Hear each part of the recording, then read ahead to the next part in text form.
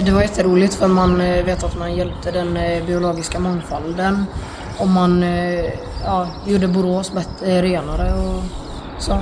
Vad tyckte du om brännässlorna då? De var väldigt jobbiga. Men man hade ju handskar och bra kläder så var det inga problem. Men vad gjorde du efter? Jag flög mitt första eko efter att jag hade varit ute och plockat jättebalsam. Det är när man flyger sitt första solo, alltså helt själv. När jag får inte köra moppe eller bil, men jag får flyga ett flygplan.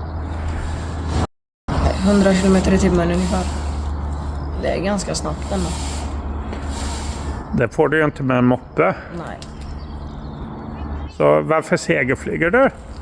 För att det är roligt, det är en bra känsla liksom, allt är ju bra.